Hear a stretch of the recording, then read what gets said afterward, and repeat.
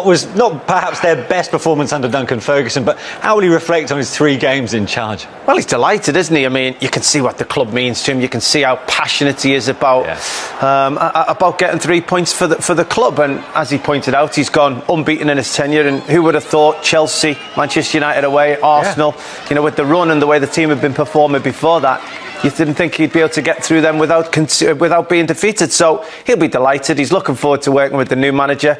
And there's a lot more positivity around Everton at the moment. Because he hands over a team to Carlo Ancelotti that were not as dispirited as the one that he inherited from Marco. No, they weren't. And like you said, they put a lot of energy into the games that he's at the moment. Because he hands over what VAR is there for. And you're thinking, unfortunately for Joe Willock there, yes, it's not come off of his head. It's hit his hand first. So I think, Arsenal got away with one there, and I'm quite pleased about it. I just can't understand how VAR haven't had a proper look at it. And if you do look at the pictures and you see the angles that we've seen, you have to give a penalty. So I don't know if they've missed it. I don't know if they've not looked at it properly, but they've certainly missed it. They would have looked at it and decided clearly it wasn't clear and obvious for a penalty. Well, they're wrong. They're wrong. Yeah, OK. It's not the first time you've said that this season, by the way, Ian.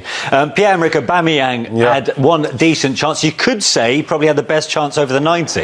Well, but I think we see it from the other angle. It came with very limited chances he had. It's come off almost his shin, halfway up his foot, and it's given Pickford half a chance to save it. When you watch it from this angle, you see where he's caught. If he caught it on his boot, he might have got more power on it, but that was the kind of day it was for him. I thought he was very much starved of service.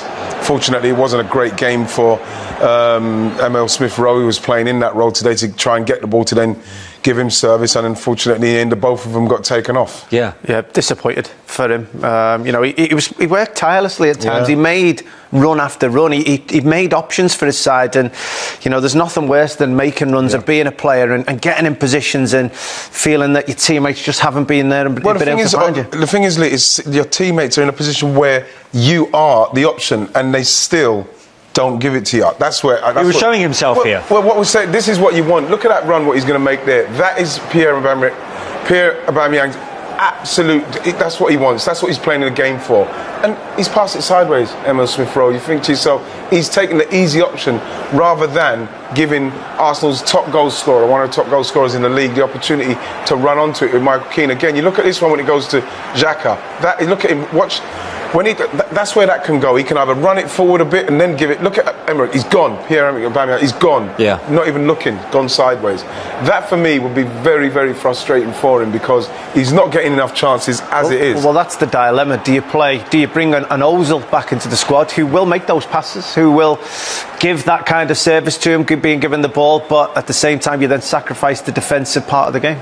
What did you make of him being substituted after 78 minutes? Well, he's somebody that, for me, I'm never happy to see him coming off because he is that guy who, with the serve, will score a goal. With the least amount of service, if you give him the ball and get the ball in areas, he'll score a goal. So I never like seeing him come off. And when you add into the mix that he's still stalling on contract talks, it's not good. Yeah, he wasn't happy, He wasn't happy as well, considering that he'd scored 7 of Arsenal's 10 away goals in the Premier League. Especially when the game was balanced in that way. It's not like the game wasn't there for Arsenal. The game was there. If they'd had a little bit more, maybe desire, maybe a bit more fortune, but Freddie Ljungberg made his decision, like for like, taking your top goal scorer off. What would Mikel Arteta have made of that?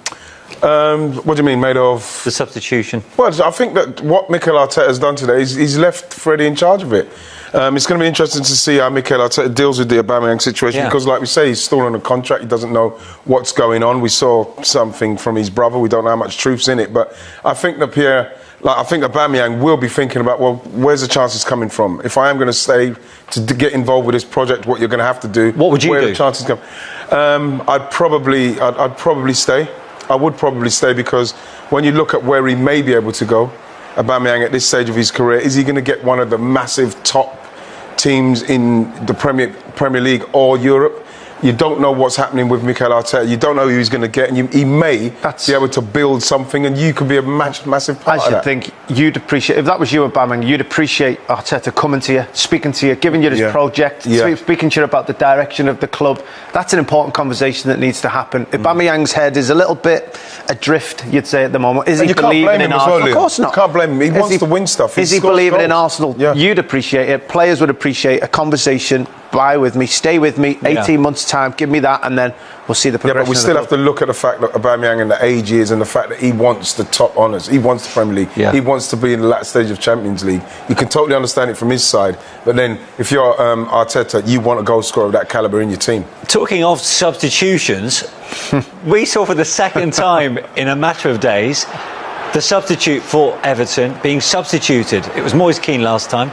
This time it was Cenk Tosun. What did you make of this, Leon? Well, I said to you when he originally came on, what did he come on after about 10, 12 minutes? And I said, I'll bet you he gets subbed again before the end of the game. It's Duncan Ferguson likes to play a certain way. He doesn't like to take Dominic Calvert-Lewin off. He's been outstanding for him. And unfortunately, the balance of the team with injuries is he's got 3-4 strikers on the bench. So when you're 0-0 going into the latter stages, you're not swapping a striker for a defensive midfield player. It's just circumstances. But it's happened yet again. Cenk Tosun certainly wasn't happy, just like Moise Kean. Straight down the tunnel. Frustrated for it's always frustrating for the players, isn't it? Do you ever get subbed? Actually, I didn't know. I'm quite pleased about it because I don't think I would react to that, Leon. It's not a good thing. But that's the thing. If this happened to Duncan Ferguson, you get the impression he might not have been too happy. But then you have to look. Yeah, but you look at the player. You know, you look at Duncan Ferguson. He's somebody that's so integral to the team. He probably would never get substituted on. If he's coming on, he's probably coming on to save a game. You know what I mean? Coming on from injury. He's one of those players that probably starts a game. That will never happen to someone like Duncan The main Ferguson. surprise for me is the fact that there's no handshake when he comes off the field. I mean, he's asking the players to do an incredible amount of work for him, to be in it together, to give them everything he's got, and then to take the substitute off on 2 occasions and not speak to them, not explain to them, not thank them for their time on the pitch or anything along them lines. He was on for a long time, I think, Tosun, a lot longer than Moise Kean was the other day. Yeah. Because it was, 12 minutes he came on? Yeah. It's a whole different amount of time that he's been substituted. I'll give Duncan a break on this one. OK. And on Duncan, do we expect him to play a big part of the coaching staff behind Carlo Ancelotti now? I would think so now. I think in the previous 3 manager reigns, I think he's played a bit part. I think he's been a voice in the dressing room and an outside influence maybe on the team. I think after this 3-game Premier League tenure, 4-game overall, I think he'll be a much greater influence and much more important to Carlo Ancelotti. Yeah, Ian? Yeah, and why wouldn't he be? You know, he's seen what he's done with the games that he's had. He's obviously very happy that he's not lost any of those games, and it's not easy games. They were tough games that he had there, and he's got them through it, and he's handed it back to Ancelotti. Now he's handed it over to Ancelotti in a good place. Yeah. OK, gents, for now, thanks very much indeed. We're hoping, fingers crossed, we'll get goals in our 5 simultaneous Carlo Ancelotti that were not as dispirited as the one that he inherited from Marco. No, they weren't, and like you said, they put a lot of energy into the games that he's had, and like he said there, and we have to give them credit because they have played a few games recently, and they are a bit leggy. They played in the week; they're a bit tired, and we were expecting a little bit more from them at the start. But at the same time, you know, you still have to be happy with a point. But I still think they should have went for Arsenal in a more of a closing down way. Well, no matter how leggy they are, because Arsenal were there for a taking for a bit. After a pretty subdued first half, there's plenty to look back on in the second. Should Everton have had a penalty for you? I certainly thought so. I was up out my chair claiming for it. It's very discreet at first. You don't necessarily get a good view of it, but the ball comes an awful long way before it reaches the hand of Willock. Yes, it goes over heads, but it doesn't hit any of them. It's a clean flight all the way from the corner onto that left hand, and you know, I'm surprised, first of all, the referee didn't see it, but then in the age of VAR. Leon, considering we've got 2 managers there who are there to be impressed, what's happened in that first half? I couldn't tell you. It's been a very disappointing opening 45 minutes for both teams. Both managers watching on will realise the size of the task that they both got ahead of them. After that, there's been no urgency. There's been no tempo to the play. And everyone's been far too passive. And, you know, considering from an Everton point of view, considering they're the home team, considering there's an Arsenal lacking in confidence, I expected them to go for the jugular like they did against Chelsea. And it's been such a huge contrast from that performance. It's incredible. And I thought that Everton would have come out like they did against Chelsea, and this is why I thought Everton would win the game. But I think that now, looking at it, Arsenal have got a very good opportunity because Everton are not what they were against Chelsea and Arsenal, if they can just keep the ball and be a bit more positive in their balls into forwards, take more chances, I think they've got a good opportunity to beat them here today.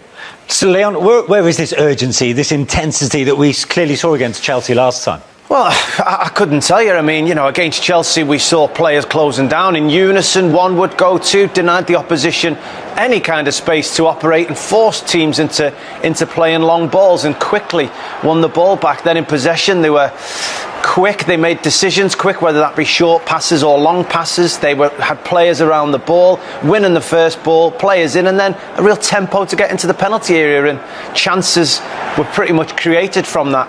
That hasn't been the case today. It's been slow, it's been ponderous, allowing Arsenal just to get a bit of momentum and keep the ball, take the sting out of the play. And I spoke earlier about getting the crowd involved and the crowd making it intense. Well, they can't do that if they've got nothing to cheer on. Are they stuck between two styles at the minute?